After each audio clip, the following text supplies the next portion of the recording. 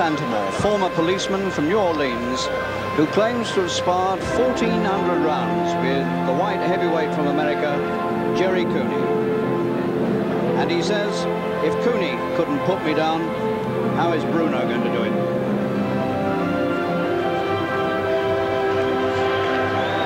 Walter Santemore, 32 years old, from New Orleans, standing 6 feet 5 inches.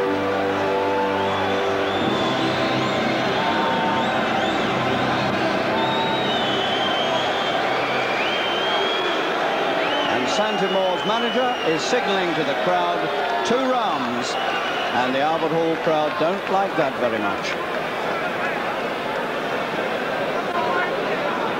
Joe Visali, former New York barber.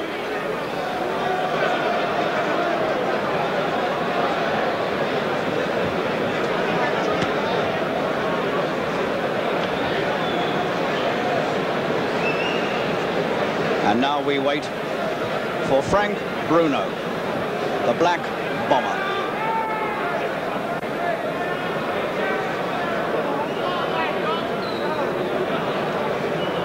And this will be Bruno's 10th and final fight of 1983. The lights go up, and Bruno will walk into it.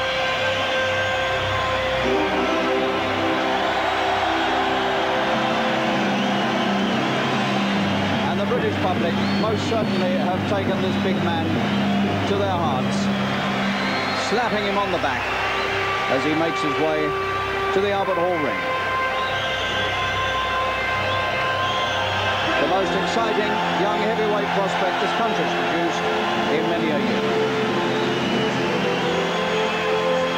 22, 6 feet 3.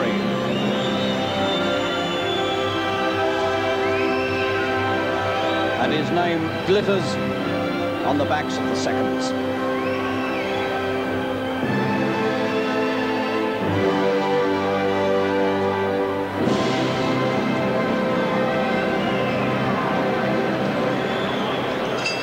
And our MC, Nat Basso. Gentlemen, please.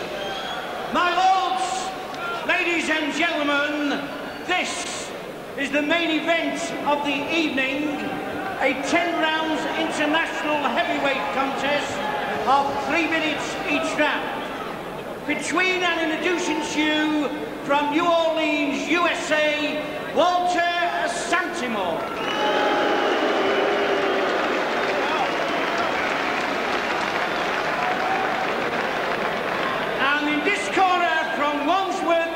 Frank Bruno.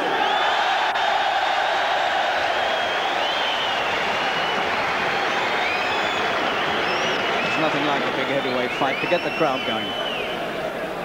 At the weigh-in at 1 o'clock this afternoon, Santemore scaled 16 stone, 3 1/4 pounds.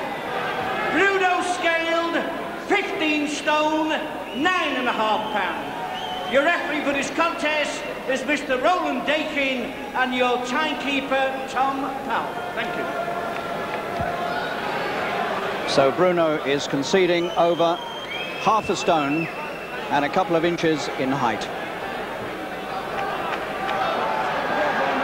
Scheduled for 10 rounds. The Americans have said it's only going 2.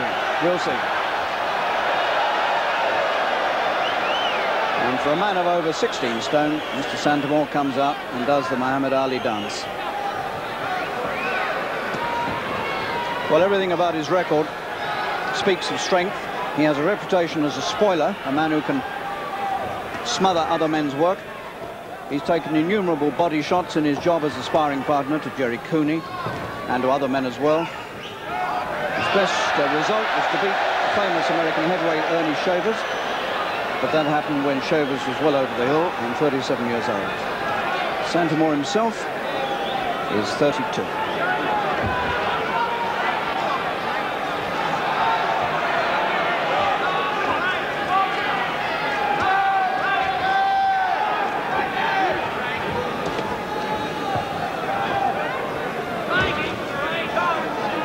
Former New Orleans cop, now a construction worker. and also a born-again Christian.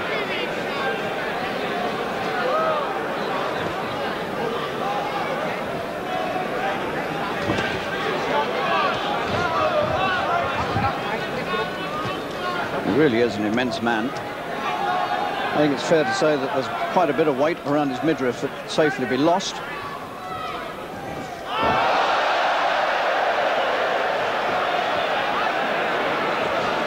Bruno never has an ounce of fat on him.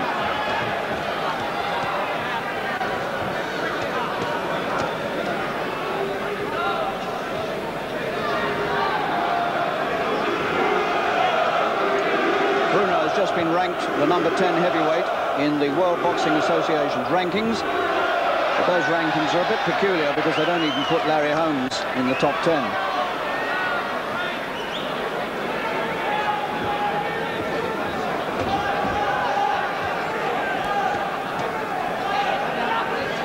And Bruno will be very, very anxious to avoid the sort of near disaster that he had that night against Jumbo Cummings. And Cummings caught him with a right hand at the end of the first and very nearly brought all his ambitions to a halt. Roland Dakin refereeing, famous British referee.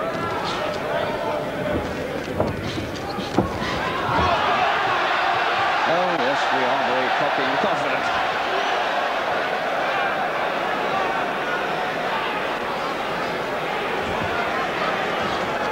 Well, it'll be interesting to see how Santemore reacts if Bruno does find him with a big one.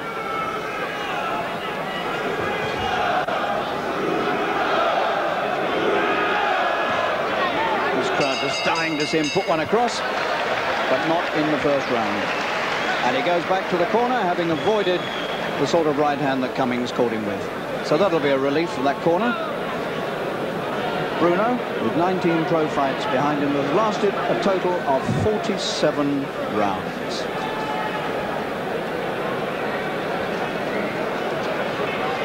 Santemore with a slight problem near the left eye. Huge man, 32 years old, can obviously take punches and certainly is capable of taking body shots, but he's got a mark above the left eye on the eyebrow. 35 pro fights, 22 wins and 13 defeats. He's been stopped 7 times, 3 times on cuts, so he is a bit vulnerable around the eyes, and that's been shown already. Seconds out, round 2. So Bruno now will be looking to work on Santemore's left eye. There's no mercy in this game. And Santemore slapping at the inside of the glove.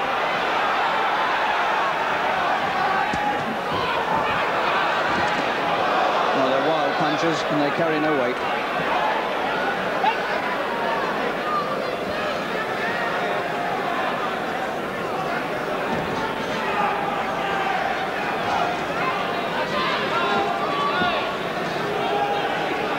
Consistent criticism that's levelled against Bruno, of course, is that he's a little statuesque. He doesn't move much from the waist down, and it was that immobility that enabled Cummings to catch him with that right hand in that fight a few weeks ago in this ring.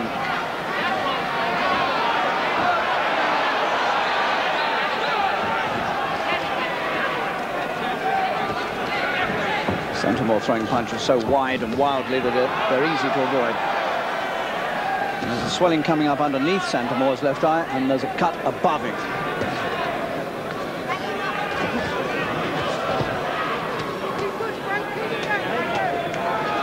Round 2.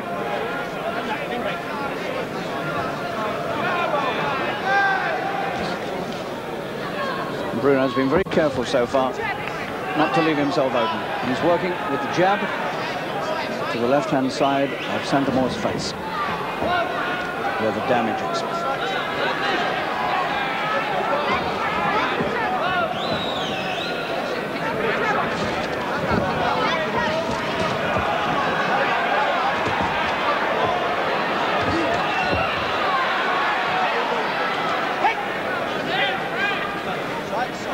And that eye looks worse now.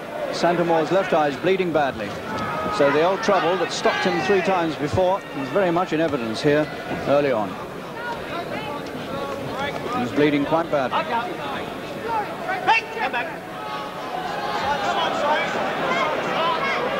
fact, in his last fight with a man called James Bone Crusher Smith in Atlantic City, he was stopped in 4 rounds with a cut on this same eye.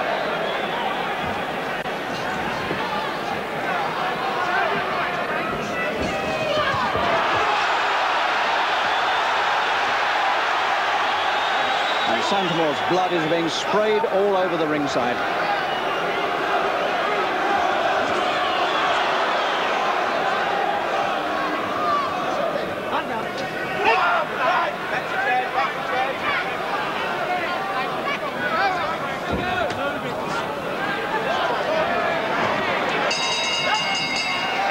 Still, Bruno has not found one of his really big punches with which to nail him. But the trouble for Santemore now is the eye. Is he going to be able to get through with this eye? Benny Mancini working on it. So that's old trouble reopened. First man ever to beat Santemore was John Tate, who for a time held the WBA heavyweight championship. Well, the 2 rounds have gone, and the man with the glasses there, his manager Joe Vasselli, he held up his hand as much as to say 2 rounds is all it's going to last for my man. The 2 rounds have come and gone, and the only man in trouble is his man. Terry Lawless and Frank Black with Bruno, the old firm.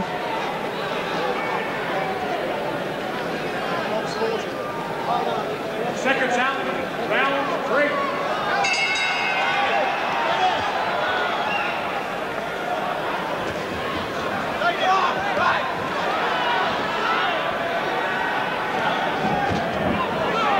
Santemore was looking to get a right uppercut in there as he came out of that clinch.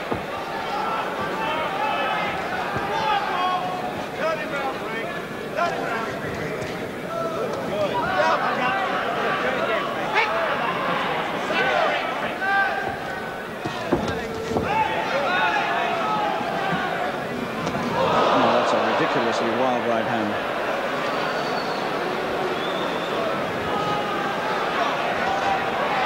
Santemore got his right glove trapped over the top rope there and couldn't move.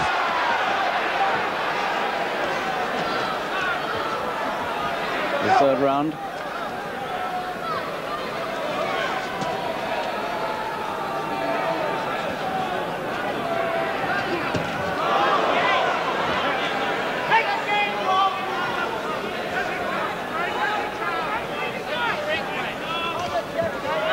Bruno again flicking the left hand into the injury. The cut below the eye is bleeding now, as well as the one above it. And the right hand comes over from Bruno. Doesn't have too many opportunities to throw it.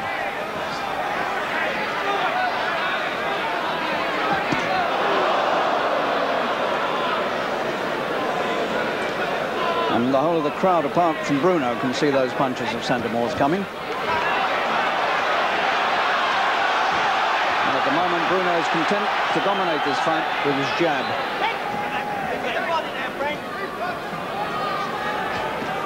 And at the moment, that's all he needs to do.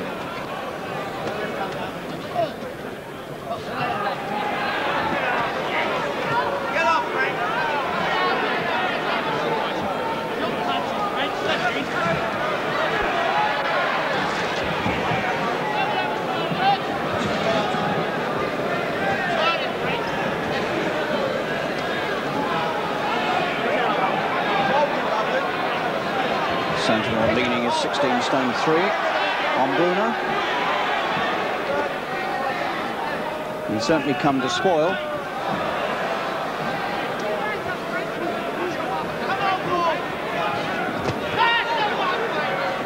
Now his head is in Bruno's face.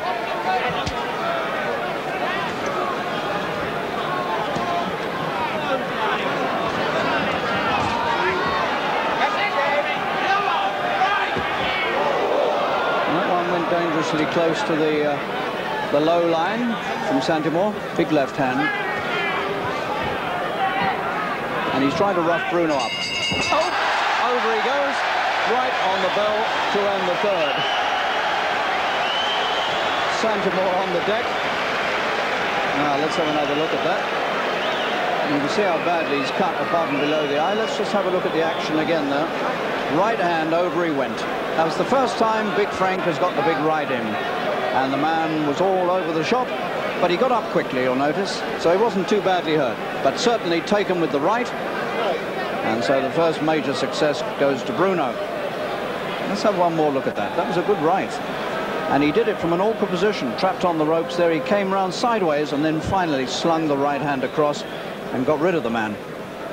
Temporarily, anyway. Well, this is the sort of opponent that moves around American rings, taking fights anywhere he can get them. And it's the sort of experience that Bruno really needs. He's an awkward man. I'm not going to say he's terribly dangerous. He hasn't shown that yet. But he's liable to rough you up, and Bruno needs that sort of experience. Now, let's see if he can bring the right into play again and stop this huge man from New Orleans.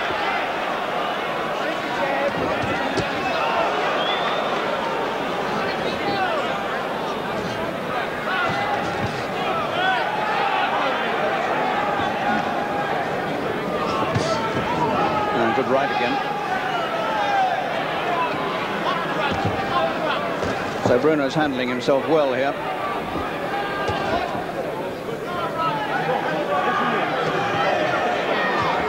Oh, he's got him a right this time, and I don't think Santemore's going to make this. He's teetering on the edge of the ring, and he's never going to get up from that. The right got him. Well, he's made an effort, but he hasn't beaten the count.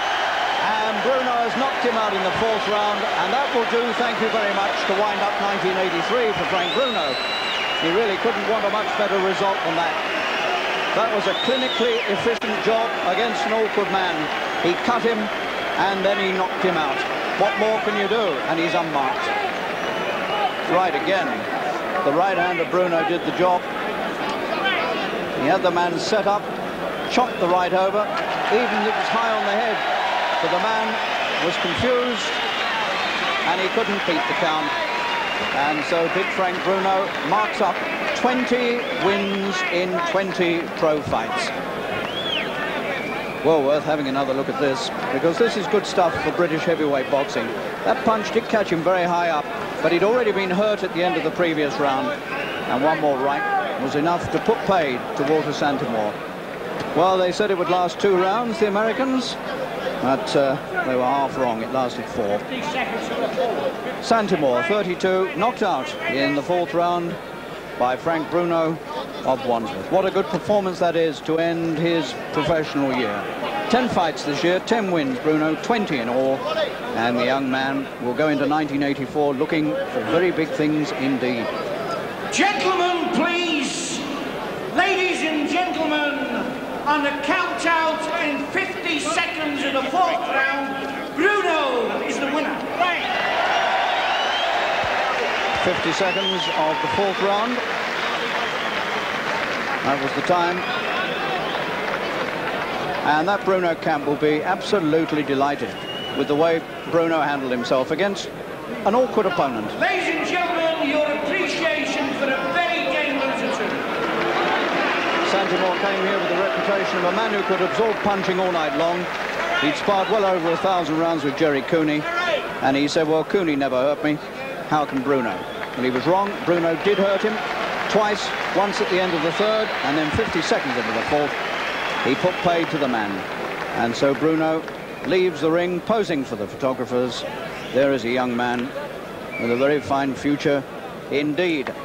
And it's good for British boxing. Well, here we are now in the winner's dressing room, and Frank Bruno's alongside me. How did you feel that went tonight, Frank? Well, he was a very tricky and awkward customer, Des, you know. That's what I needed for the experience, you know, to hold me, and inside he was holding me to stop me from uppercutting him, left hooking him, you know. No, do it. Sorry. Yeah. But it was a very good experience. Did he catch you with much, do you feel? He caught me with a few punches, but he was a bit more wild, you know, very wild, trying to catch me over the top, but I was trying to bob and weave. I was a little bit still rigid and a bit stiff, but with more fights I'll get rid of that, Des. Let's talk about the punch that you actually put him down with now. Right. It happened in round 4, and we can just take a look at it now. Just give us a few words over this. I was trying to uppercut him and over the top. He was a tricky, as you can see, his arms all over the place, you know? And I caught him over the top with it. The round before that, I caught him at the end of the round and he got up, but he went down and he stayed down for a 9 count. What did you feel about the weight behind that punch? Was it a full blow? I don't think it was a full action, but I was trying to chop him over the top because, sorry, I keep on doing things. He was a tall man and he was tricky, you know, inside and whatever. Like he was holding his arms out and dancing around trying to fluster me and whatever. But, you know, I thank God I got him over the top and finished him because he could have made things look very awkward for me. Well done, Frank. 20 wins out of 20. Here's Terry Lawless, your manager. What were your thoughts, Terry? Well, he needs to fight all those fellas. That's what we've been saying all the time. I thought he was, from the last fight, naturally he was very apprehensive. He was all wound up, worried what other people were going to think. But I was pleased. I'd like to get him a few more like that, you know. Was it back to the drawing board in between? No, because that punch is not the punch he normally gets caught with. It was a loss of concentration for a split second. I don't know why, but it was. But that guy obviously tried plenty tonight and he didn't get anywhere with them. But I was very pleased with Frank laying back on the ropes and throwing those little short uppercuts, which I haven't seen many heavyweights do. And I thought he was going to knock him out in the round before with a short punch like that. Terry and Frank, thank you very much.